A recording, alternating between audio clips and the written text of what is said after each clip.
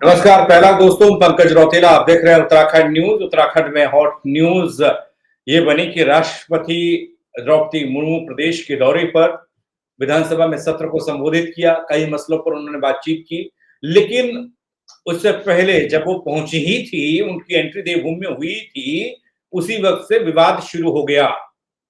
विवाद माननीय को प्रोटोकॉल को लेकर शुरू हुआ और उसके बाद ये विवाद अब चलता आ रहा है। अब पहली बार ये नहीं हुआ जब अधिकारियों पर, नौकरशाही पर यह आरोप लगा हो कि वो माननीय को उचित सम्मान नहीं देते। इससे पहले भी कई मर्तबा ये सवाल हो चुका है, लेकिन अब जब राष्ट्रपति पहुंची थी तो उस दौरान भी ये देखने को मिला, जहां हमारे नेता सांसद को बस में ठूसा गया, वहां बस में ठूस कर ले जाया गया, वही अधिकारी अपनी सरकारी गाड़ी में फर्राटा भरते हुए सीधे एयरपोर्ट के अंदर पहुंच गए। इस पर अब आरोप प्रत्यारोप का दौर। और यहाँ अच्छी बात यह है कि आरोप लगाने वाले दोनों तरफ से हैं, पक्ष वाले भी हैं, विपक्ष वाले भी हैं। ऐसे मसले कम होते हैं। इस पर बात करेंगे क्यों आखिर अब कई लोग तो संज्ञा देते हैं कि प्रदेश के अधिकारी बेलगाम हो चुके हैं, वो किसी की सुनते नहीं हैं। अब जब विधायकों, सांसदों की नहीं सुनी जाएगी तो फिर मेरी कैसे सुनी जाएगी, आम जनता की कैसे सुनी जाएगी? इस पर बात करेंगे। हमारे साथ मेहमान जुड़ चुके हैं, उनसे परिचय आपका मैं करा देता हूँ। पंकज क्षेत्रीय हैं कांग्रेस से हमारे साथ, कमलेश रमन बीजेपी से हैं, रविन्द्रनाथ कौशिक जी हमारे साथ वरिष्ठ पत्रकार हैं। आप सबका स्वागत है। धन्यवाद पंकज जी।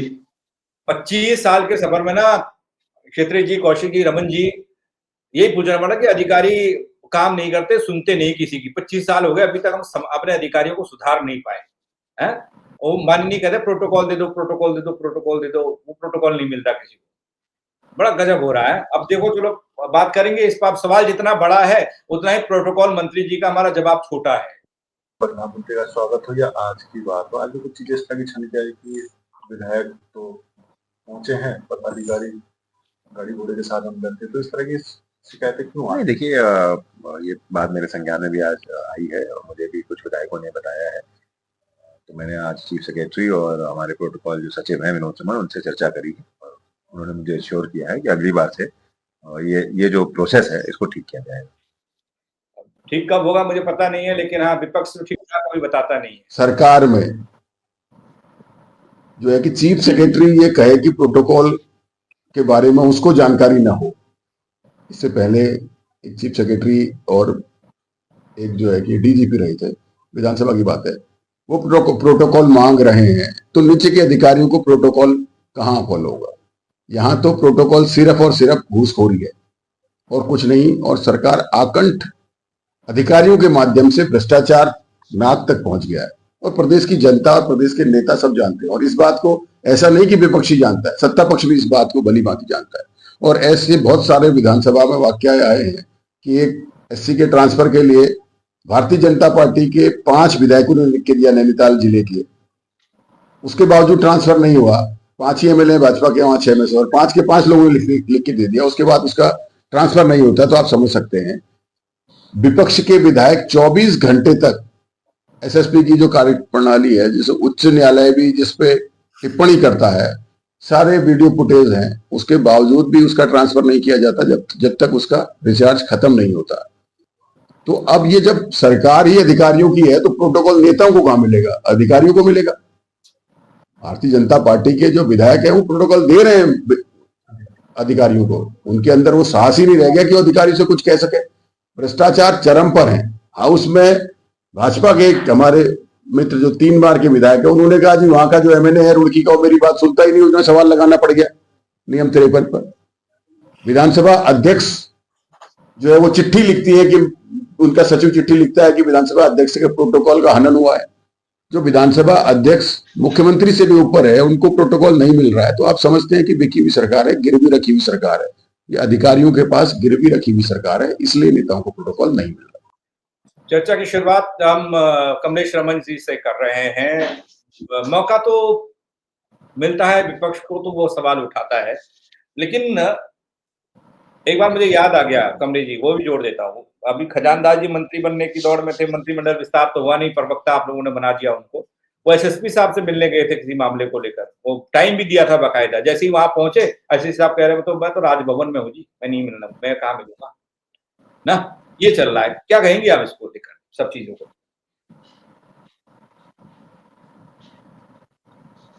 कि आवाज आ रही है? जी जी अब आ रही है मेरी आवाज? जी। हाँ जी हाँ जी। सबसे पहले तो मैं बधाई देना चाहूंगी कि इस रजत जयंती के अवसर पर महामहिम राष्ट्रपति जी हमारे उत्तराखंड में पहुंची।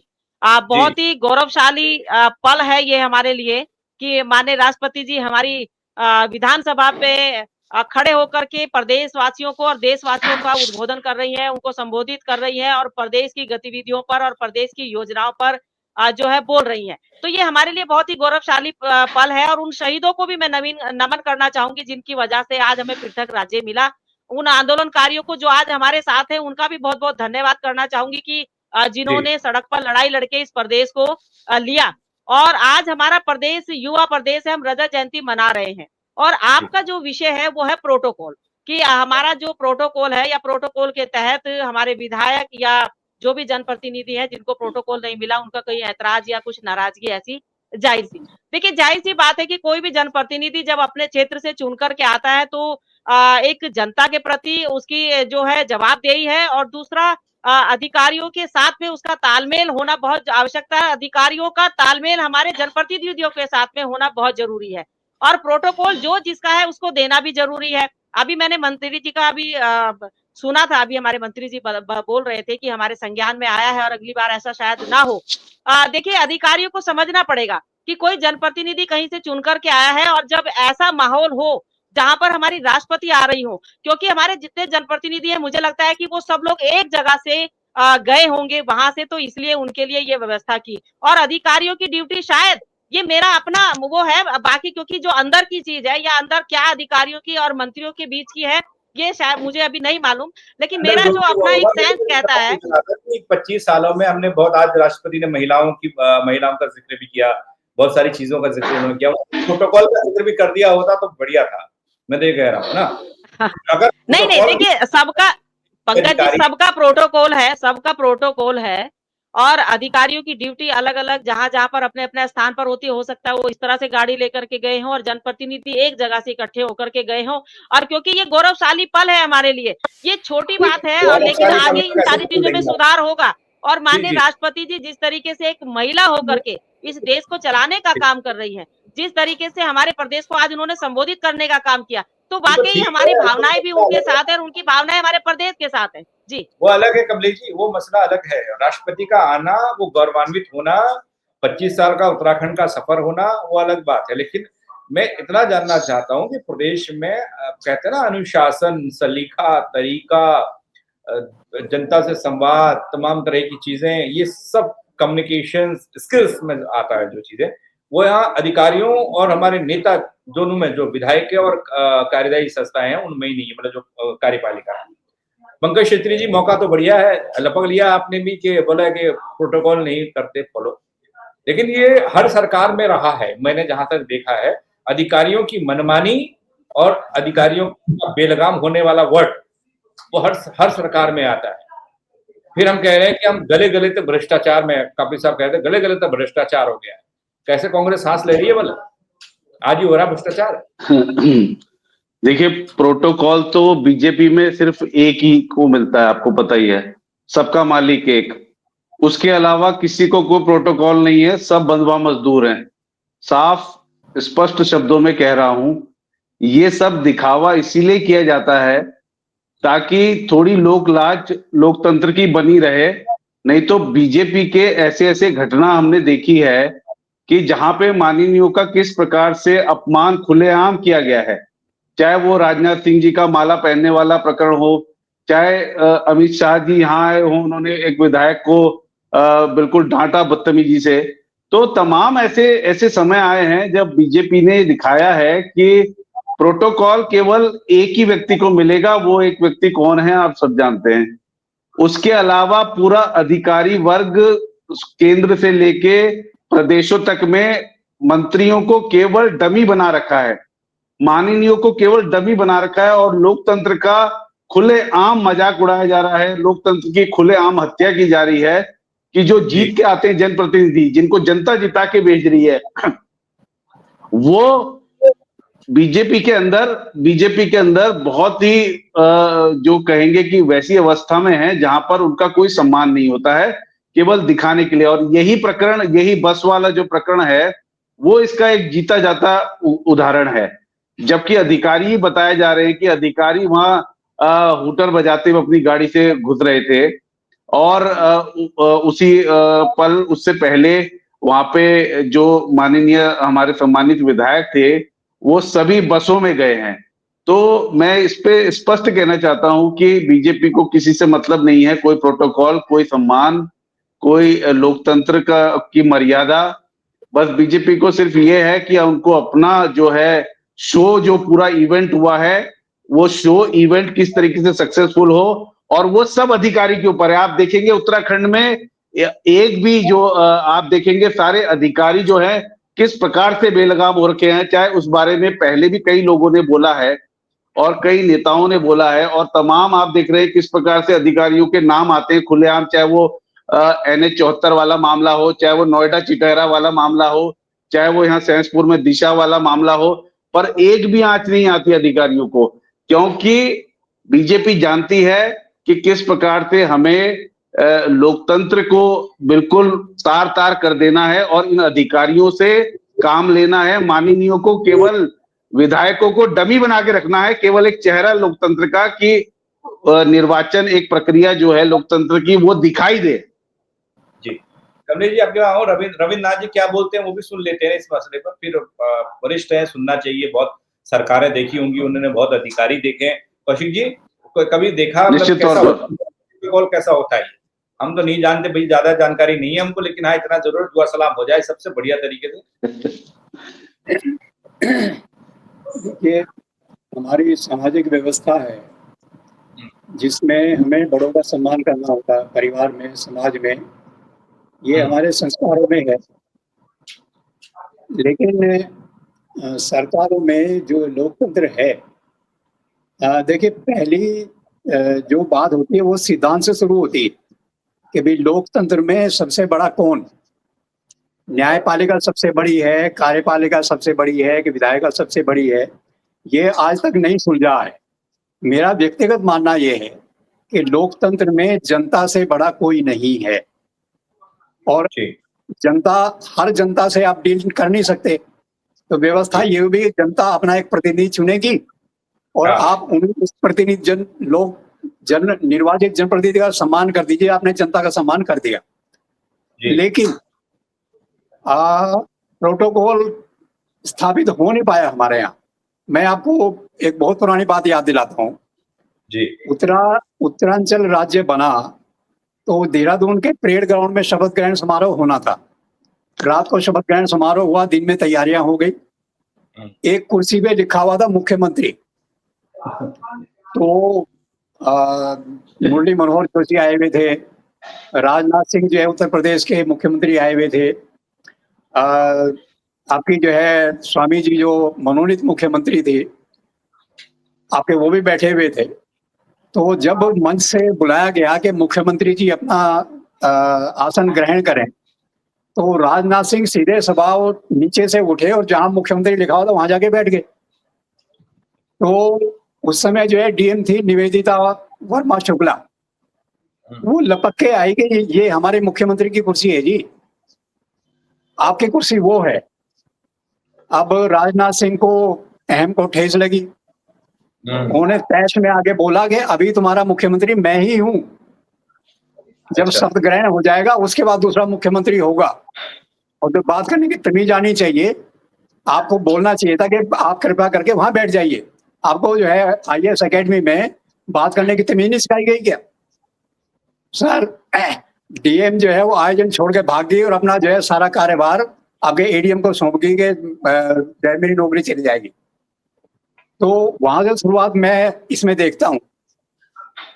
फिर होता क्या है कि विधानसभा में बाकायदा जो है विधानसभा अध्यक्ष को निर्देश जारी करने पड़े कि विधायक अगर DM और SSP के यहाँ जाएगा तो उनको खड़े होकर के हाथ जोड़ के उनका स्वागत करना चाहिए।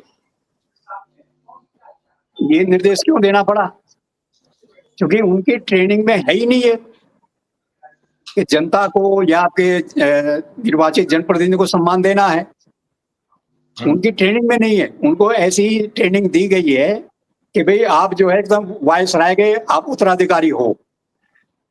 तो ये आईएएस और आईपीएस की ट्रेनिंग में शामिल करना पड़ेगा कि भैया जनता, आप जनता के सेवक सिर्फ सिद्धांत रूप से नहीं है, व्यवहारिक रूप से आपको वेतन उन्हीं के टैक्स से मिलता है और उनकी सेवा करनी है और दिखाना भी है कि भाई आप उनकी सेवा कर रहे हो। जी प्रसंग वो तो नहीं है, जी लेकिन मैं अभी आपका फोन आने से पहले मैं एक आइटम तैयार कर रहा था। कल वुमेन क्रिकेट वर्ल्ड कप हुआ है, उसमें जो ट्रॉफी दी जा रही थी तो उसमें कैप्टन जो है उनको ट्रॉफी दी जानी थी। आईसीसी प्रेसिडेंट जो है जय शाह जो है उनको ट्रॉफी देने के लिए खड़े हुए, उनको ट्रॉफी दी, हाथ मिलाया तो हरमन जो है उनके पांव छूने के लिए झुकी। उन्होंने रोका और हरमन के सामने झुक करके उनको सम्मान दिया। मुझे इससे एक बात याद आई, ऐसा ही एक वर्ल्ड कप था, शरद पवार जो है आईसीसी के अध्यक्ष थे, ऑस्ट्रेलिया जीती थी, हाँ, वो उनको ट्रॉफी धक्का- देने के लिए खड़े हुए तो उनको धक्के मारकर नीचे कर दिया उन लोगों ने।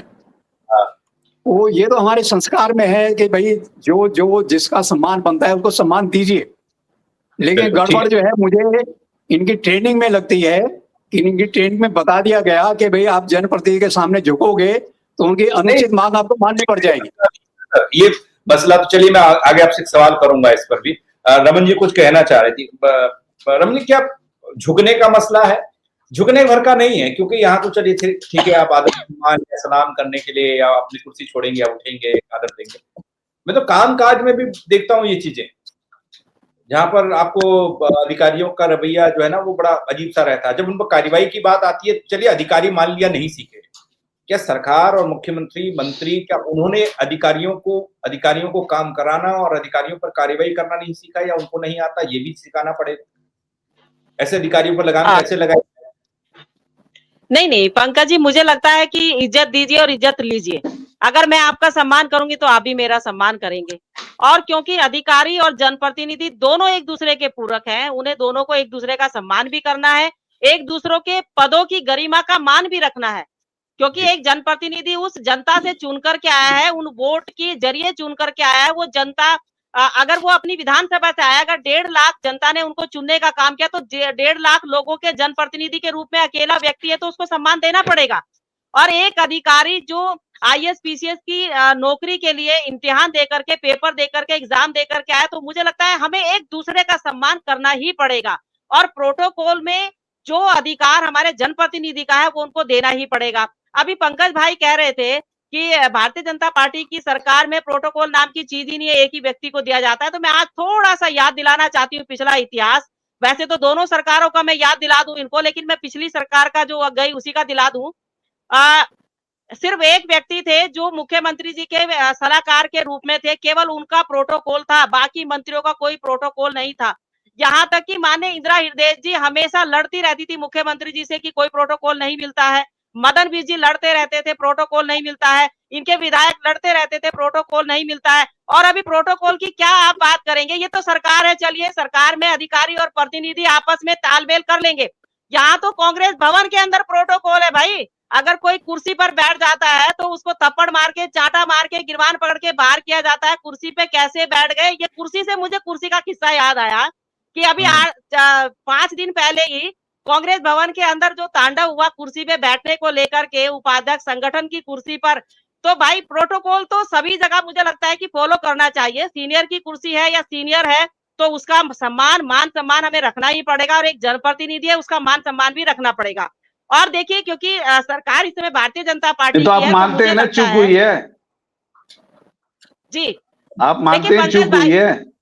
नहीं पंकज भाई देखिए बड़ी इसको मैं बड़ी बहन आप मानते हैं कि चूक इसलिए नहीं बोलूंगी। नहीं पंकज भाई देखिए सुनिए, क्योंकि राष्ट्रपति जी यहाँ पर जब आ रही थी तो हो सकता है कि ये तय हुआ हो कि सारे जनप्रतिनिधि एक ही जगह से एक ही उसमें जाएंगे, ताकि एक दूसरे की गाड़ी को पास करके या ट्रैफिक की व्यवस्था ना खराब हो सकता है ये वाला प्रकरण हो सकता है अधिकारी कुछ आगे कुछ पीछे आए होंगे, वो अपनी अपनी गाड़ियों से वहां पहुंच गए क्योंकि वो अलग अलग स्थानों से आए।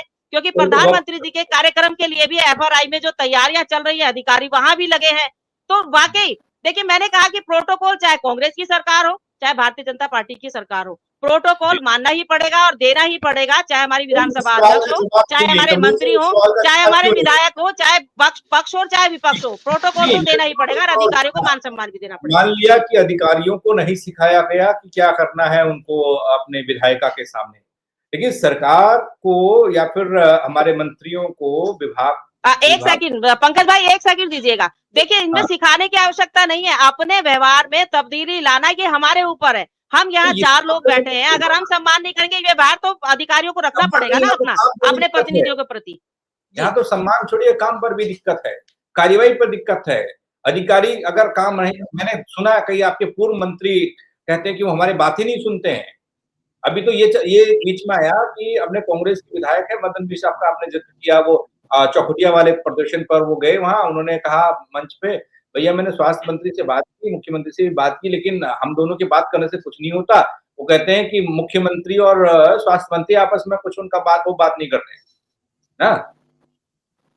तो काम को लेकर भी सवाल है। मैं ये जानना चाहता हूं कि अगर कोई अधिकारी बेलगाम है, कोई अधिकारी अगर नहीं सुन रहा विधायक नहीं सुन रहा जनता की, तो कई अधिकारियों के आप नाम निकालेंगे तो आपके सामने आ जाएंगे, उन पर कोई कार्यवाही नहीं होती, कारण बताओ नहीं होता। मैं ये पूछना चाहता हूँ, प्रोटोकॉल अलग है, चलिए प्रोटोकॉल मान लिया कहीं इधर उधर हो गया, लेकिन काम को लेकर भी तो सवाल होता है ना, कार्यवाही को लेकर सवाल होता है अधिकारियों पे, ये को सर पर बैठा बिल्कुल पंकज जी, बिल्कुल। देखिए, अधिकारियों का काम है कि हमारे जो जनप्रतिनिधि उन्हें काम दे, वो उनका काम सुने और काम करें, क्योंकि काम के लिए ही जनप्रतिनिधि को चुना गया है। और माननीय मुख्यमंत्री जी, देखिए ये राष्ट्रपति जी यहाँ पर पहुंचे, अगर यहाँ प्रोटोकॉल का मामला है या काम का मामला है, तो मुख्यमंत्री जी तो हमेशा संज्ञान लेते हैं हर चीज का, मॉनिटरिंग भी करते हैं और वार्ता भी करते हैं और अधिकारियों को समय समय पर कहने का काम भी करते हैं। ऐसा तो नहीं है कि अधिकारी सारे बेलगाम है, बहुत अच्छे अधिकारी भी है हमारे, जो हमेशा आप मीडिया के मंच पर उनको दिखाते हैं, काम करते हुए भी दिखाते हैं, सुनते हुए भी दिखाते हैं, जनता की बात करते हुए भी दिखाते हैं और जनता की समस्याओं का समाधान वो अपने वही प्लेटफॉर्म पर कर देते हैं, ये भी आप दिखाते हैं। तो ऐसा नहीं कि सारे अधिकारी एक जैसे हैं, हाँ कोई एक आध ऐसा हो सकता है, तो मुझे लगता है उसमें सुधार की आवश्यकता है, उसमें सुधार किया जाएगा और माननीय मुख्यमंत्री जी सारी चीजों का संज्ञान लेंगे। जी पंकज क्षेत्री क्या सोचते हैं इस बाबत की काम को लेकर भी सवाल, प्रोटोकॉल को लेकर भी सवाल? देखिए पंकज भाई, समस्या क्या है कि बीजेपी के अंदर इतने गुट हो गए हैं कि वो सारे गुट एक दूसरे को डाउन करने में लगे रहते हैं और इस चक्कर में जनता को जो रिलीफ मिलना चाहिए, जनता के जो काम होने चाहिए, वो काम बाधित होते हैं। इसमें मुख्यमंत्री की तरफ से कई बारी आरोप लगते हैं कि मुख्यमंत्री स्वयं अपने कुछ अधिकारियों के द्वारा ये निर्देशित करते हैं कि फलाना विधायक के काम करने हैं, फलाना मंत्री के काम करने हैं या नहीं करने, क्योंकि 40 से ज्यादा विभाग तो मंत्री जी के पास है, मुख्यमंत्री जी के पास है, जो अहम मंत्रालय हैं। तो दिक्कत यहाँ नहीं है कि प्रोटोकॉल का पालन हो रहा है नहीं हो रहा है, दिक्कत ये है कि मुख्यमंत्री जी इतना इनसिक्योर हैं, इतना ज्यादा जिसे कहते हैं पॉजिटिव हैं कुर्सी के लिए, तो वो कुर्सी का खेल है, कुर्सी बचाने के चक्कर में अपने ही विधायकों के, अपने ही मंत्रियों के काम रोके जाते हैं, ये आरोप लगते हैं। और ये आरोप खुलेआम देश की सदन से लेके उत्तराखंड के सदन में ही इन्हीं के विधायकों ने, इन्हीं के मंत्रियों ने लगाए हैं। तो दिक्कत ये है कि कहीं ना कहीं पीछे से फीडबैक होता है कि ये काम करने हैं, इसके काम करने हैं, इसके नहीं करने हैं। इस चक्कर में जनता का जो रिलीफ मिलना चाहिए, जनता को जो विकास मिलना चाहिए, जनता को जो एक डेवलपमेंट मिलना चाहिए, वो नहीं हो पा रहा है। और भाजपा के अंदर कुर्सी का खेल और अपनी गुटबाजी ही जो है चरम पर है, और ये आप बहुत जल्दी ये आप सामने आते हुए देखेंगे। कमलेश जी क्या करेंगे, ये सवाल है क्या?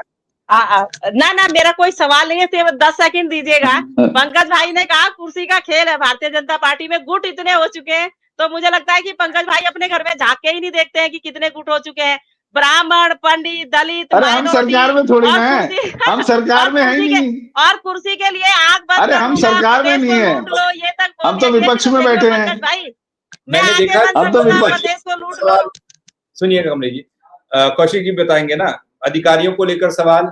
चलिए यहाँ प्रोटोकॉल का मसला आ गया और कई मौजूदा विधायक जिनको उस तरह से अधिकारी मानते ही नहीं है अपने अपने फील्ड में, वो लोग देहरादून या फिर अलग अलग तरीके से अपनी शिकायतें करते हैं, भैया ये अधिकारी को देखो जरा। कई अधिकारी तो ऐसे हैं, बोले उनको शिकायत हो गई, इनको हटाओ कह दिया यहाँ से, बोला नहीं वो हटाएंगे नहीं, बोला हम नहीं हटाएंगे, रहने दो उनको, वहीं रहने दो। ऐसी मेहरबानियां ऐसी अधिकारियों पर जो निकम्मे हैं या काम नहीं करते हैं, ये किसके किसके लिए होता है? जनता के लिए तो नहीं हो रहा होगा ना ये सब। वसूली वसूली दो बातें हैं। एक तो जो ये हवाई अड्डे की बात चल रही है राष्ट्रपति की, मुझे लगता है कि सब कुछ हुआ लेकिन राष्ट्रपति के प्रोटोकॉल का ध्यान नहीं रखा गया। भाई राष्ट्रपति जो है उसका स्वागत करने के लिए आप हवाई अड्डे के ऊपर कितने लोगों को लेके जाएंगे? वो लगता है कि नौकरशाही ने तय नहीं किया। उनका भी भाई राष्ट्रपति का भी प्रोटोकॉल होता है।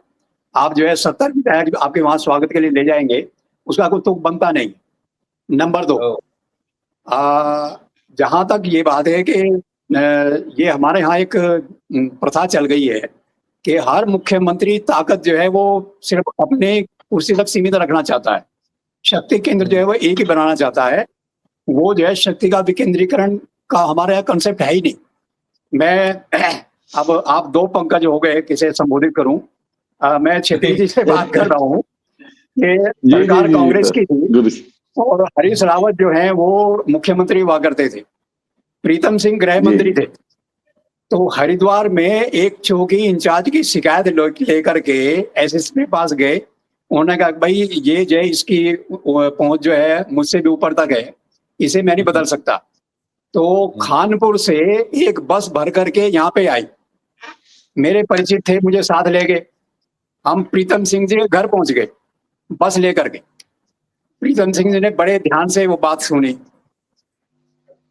और उनको जो है जैसे नेता जो है आपका सबको एकोमोडेट करते हैं, उनको अपने भाषण से खुश कर दिया, वो लोग आपके चले गए। बाद में जब मैंने बात करी, चूंकि बहुत पुराने परिचित है, उनके पिता भी मेरे परिचित थे, तो मैंने कहा जी उनको भाषण तो आपने पिला दिया, मैंने कहा वो हटेगा क्या?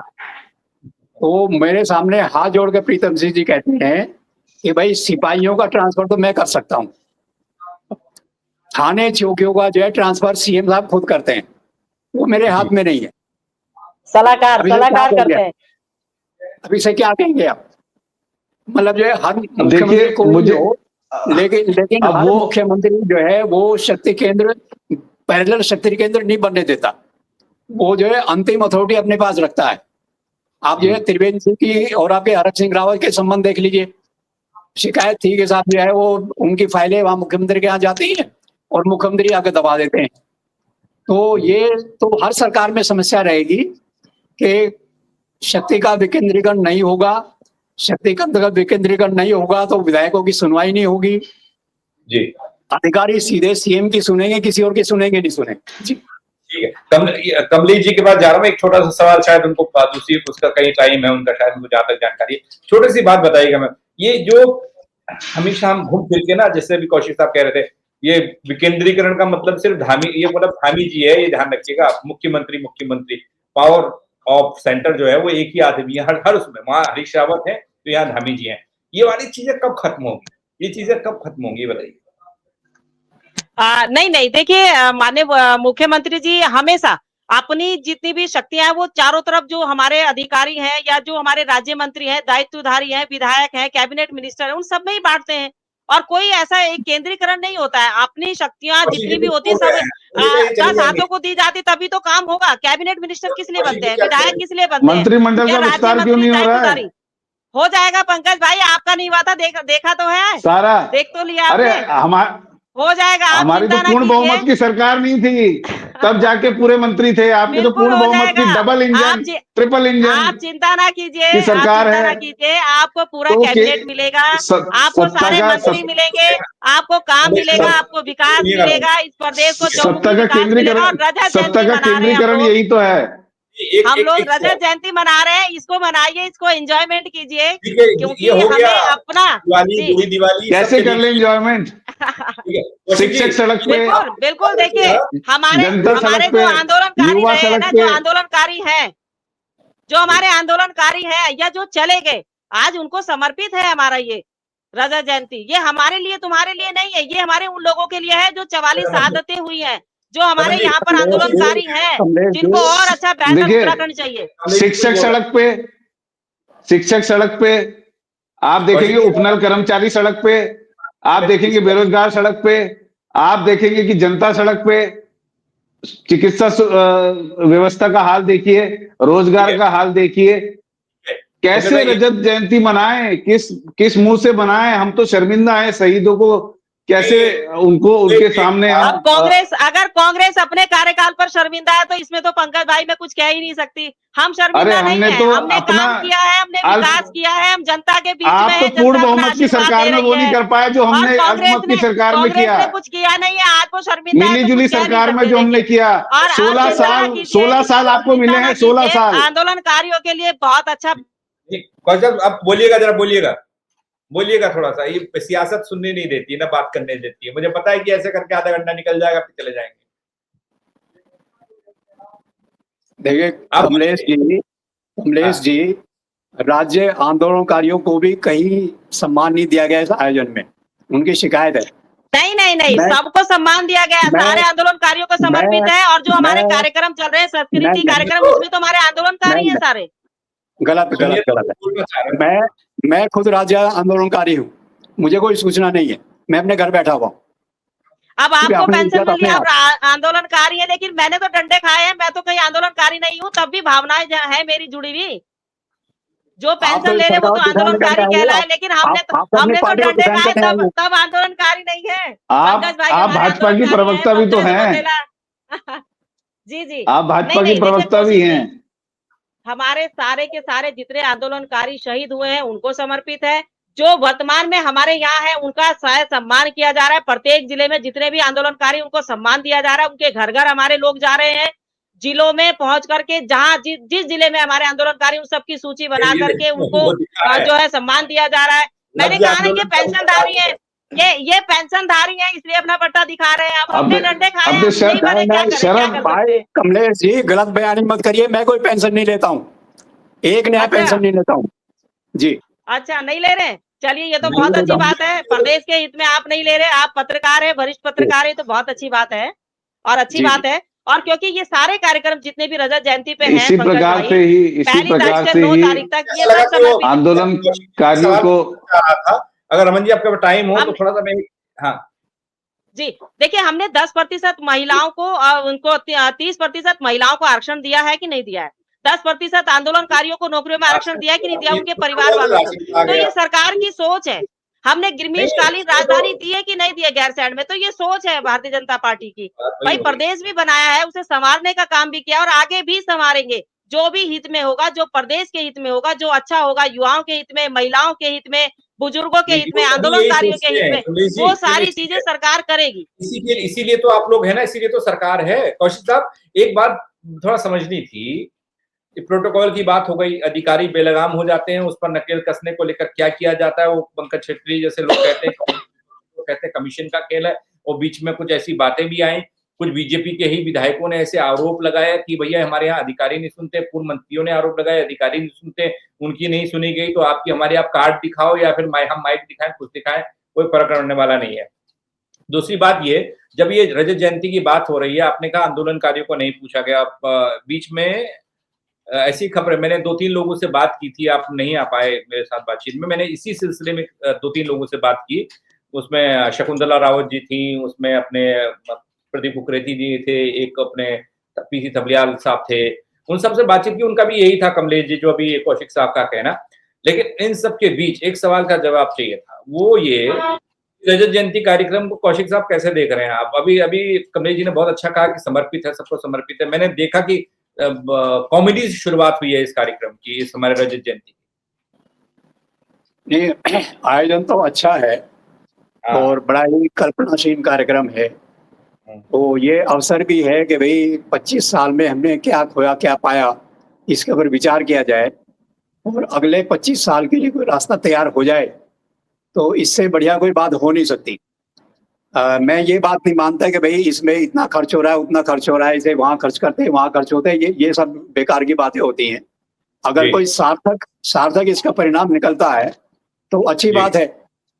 तो बाकी जो कॉमेडी शो वगैरह कर रहे हैं तो क्यों कर रहे हैं, किस लिए कर रहे हैं, किसके लिए कर रहे हैं, तो इनको पता होगा।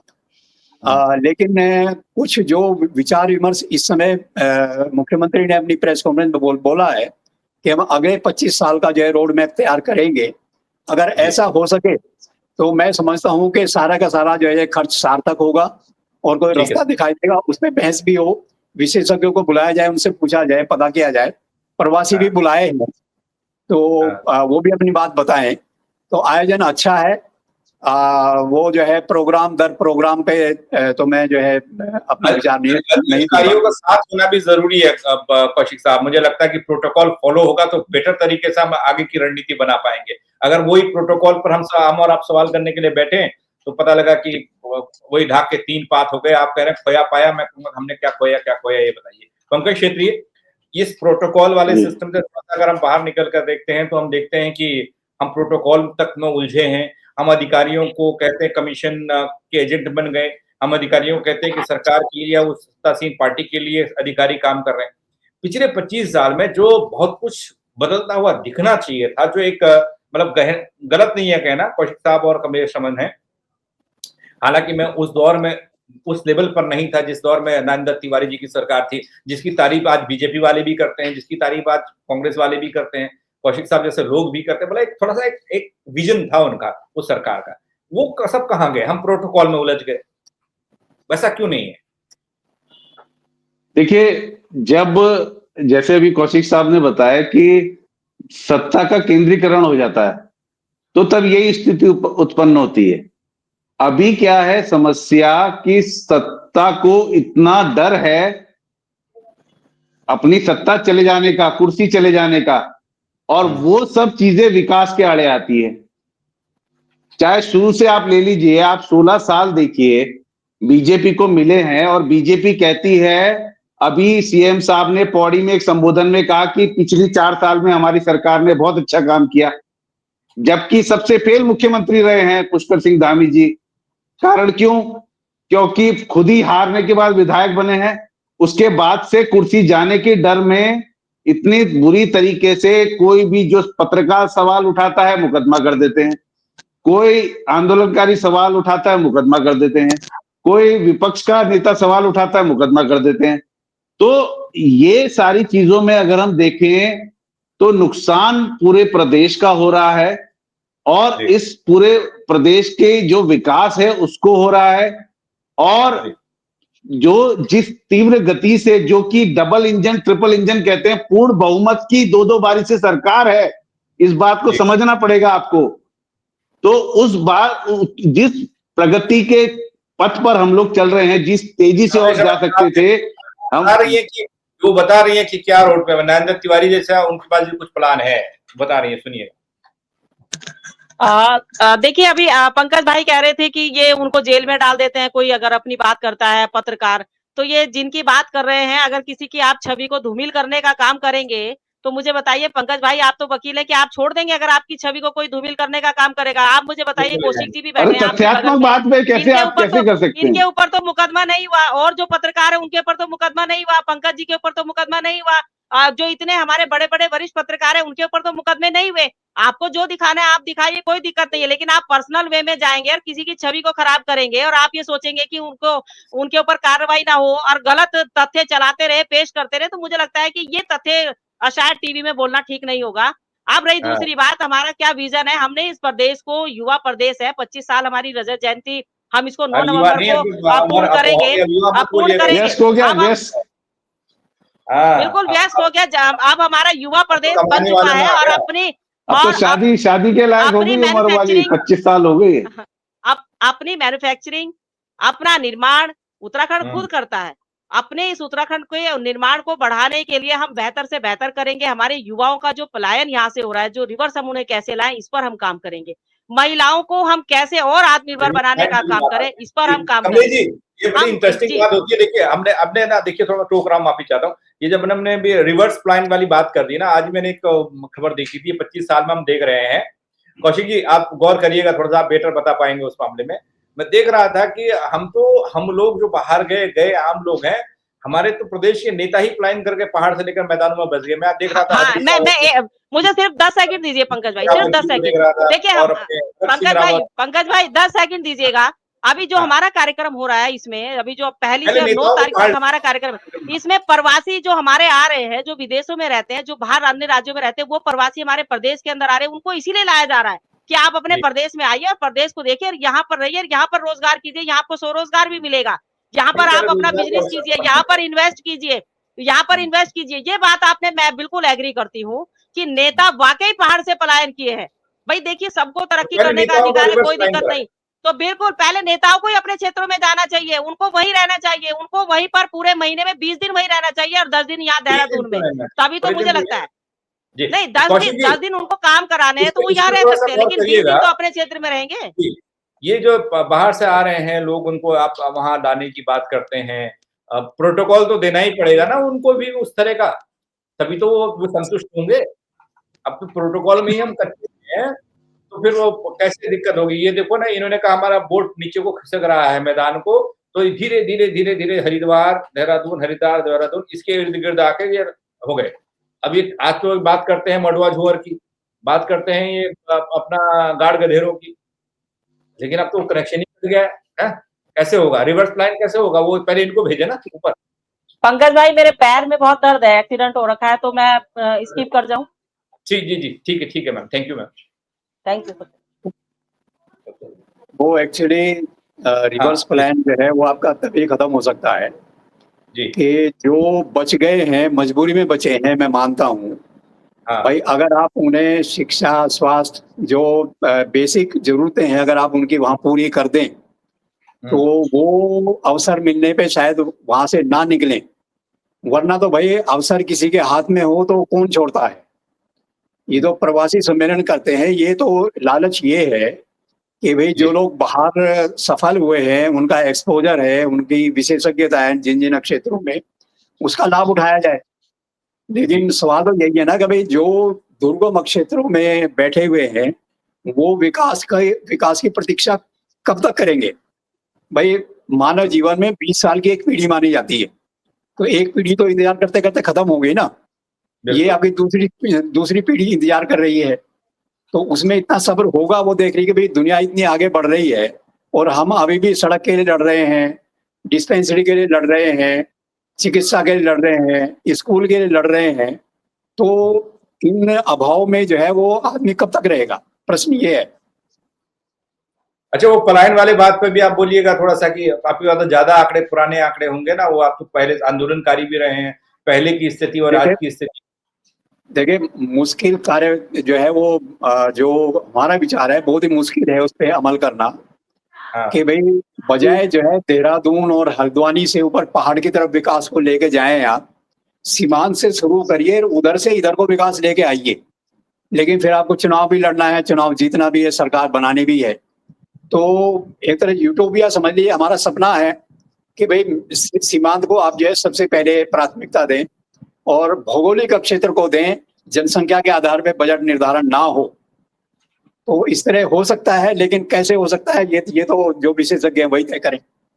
पंकज क्षेत्री, उन सीमांत जिनका जिक्र कौशिक साहब कर रहे हैं, वहां तो अब पहले बानर, ये बंदर, फिर उसके बाद तेंदुआ, बाघ, अब तो भालू भी वहां अटैक करने लग गया है ना।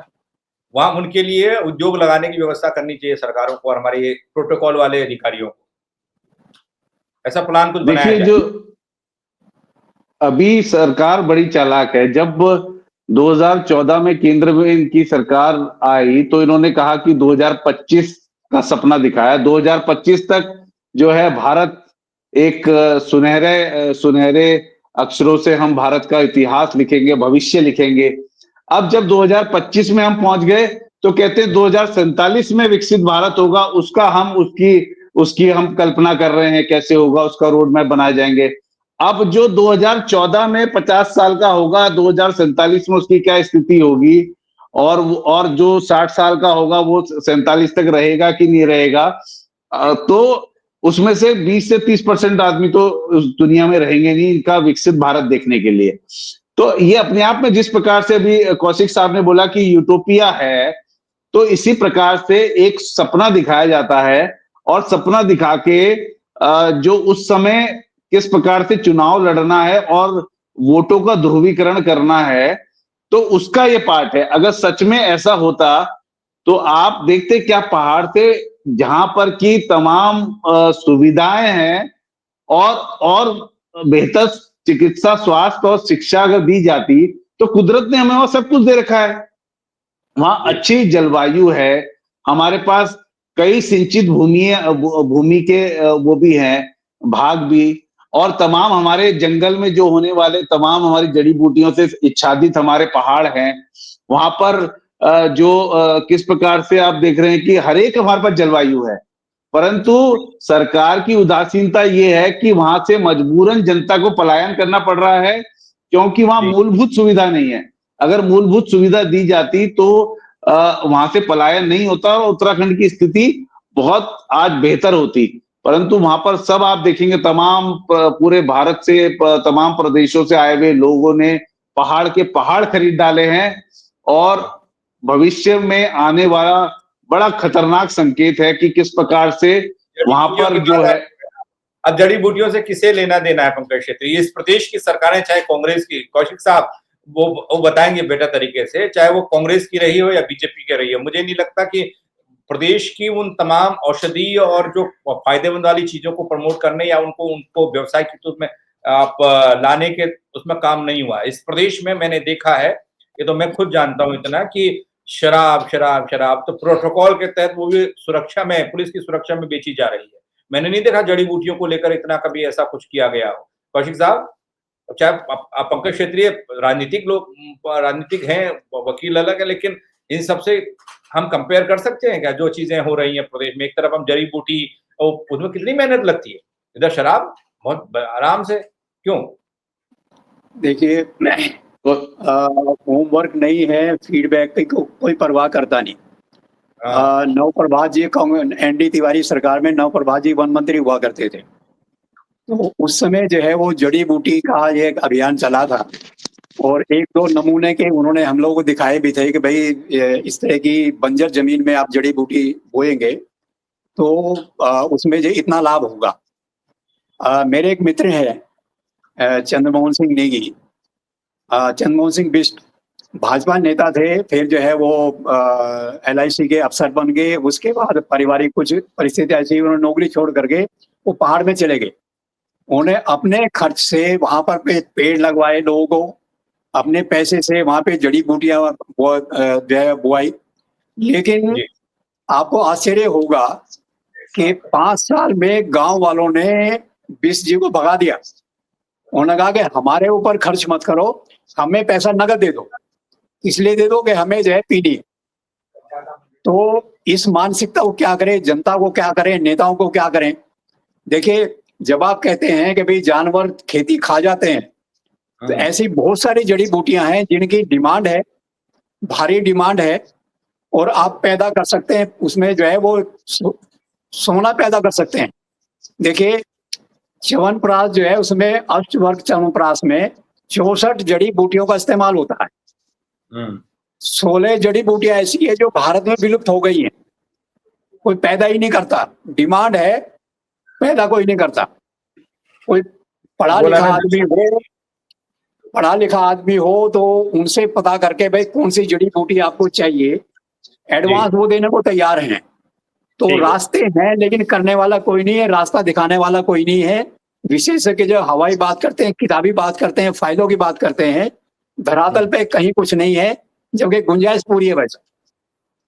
जी कौशिक साहब, एक सवाल का जवाब आपसे लेके मैं पंकज क्षेत्री पर जाऊंगा। मैं फिर से उस पर वापस आता हूँ अपने अधिकारियों को लेकर।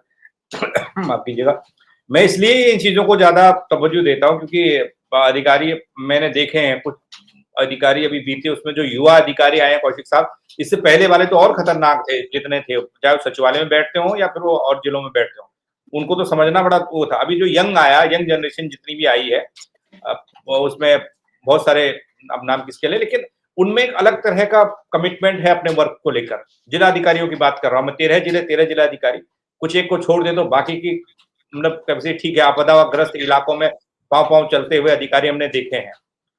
तो ऐसी ही चीजें प्रदेश में सचिवालय के माहौल में या फिर प्रोटोकॉल के मामले में या फिर काम के मामले में एक्टिवनेस में सारे अधिकारी और सचिव ये वो सब चीजें हो जाएं तो कैसे कैसे काम नहीं आगे बढ़ेगा, कैसे बढ़िया नहीं होगा। ये जो जड़ी बूटियों का मुद्दा उठा रहे हैं कैसे नहीं होगा। प्लानिंग तो अधिकारी करते हैं, नेता क्या करते हैं, नेता को क्या जानकारी है, अधिकारी को जानकारी है, वो लिखे पढ़े हैं। देखिए भाई साहब, अच्छे बुरे लोग सब जगह होते हैं, हर पीढ़ी में हुए हैं। नाराज मत होना, मैंने कहा मैं- नेताओं की जानकारी मतलब लिखे पढ़े, आप भी मतलब वकील है, ऐसा नहीं, मैं उस मामले में नहीं कह रहा हूँ। मैं उस नहीं, उस नजरिए से कह रहा हूँ नहीं कि प्लीज उस लेवल का मैं हाँ। आपको अपना अपना अनुभव बताता हूँ। डॉक्टर रघुनंदन सिंह टोलिया थे, वो जी। उस समय जब ये उत्तराखंड बना तो अपर सचिव हुआ करते थे, तो उन्हें उद्यान विभाग दिया गया था। हम्म, तो उस समय वो कहते थे कि साहब मैं रात को काम करता हूँ, क्योंकि दिन में मुझे डीलिंग करनी होती है नेताओं से और आपके जो उच्च अधिकारियों से, मुख्यमंत्री वगैरह से। तो मैं रात को 4-5 करोड़ रुपए का प्रोजेक्ट बना के केंद्र को भेजता हूँ, उसके बाद मैं सोता हूँ। उन्होंने एक उस समय योजना चलाई थी चाय बागान की। वो चीन से कुछ स्टडी करके आए थे और उन्होंने एक योजना बनाई थी घास की। वो चीन से कोई घास की एक पौध लेके आए थे जो लंबी होती है और आपकी जो टिकाऊ होती है, तो उसकी उन्होंने योजना बनाई। धन सिंह जी ने जो है वो ये आपकी शायद कांग्रेस सरकार में वादा हुआ, आपकी घसियारी योजना थी, है भाजपा वालों ने शुरू किया था, वैसा ही लेकिन वो सिर्फ विचार तक रहा है।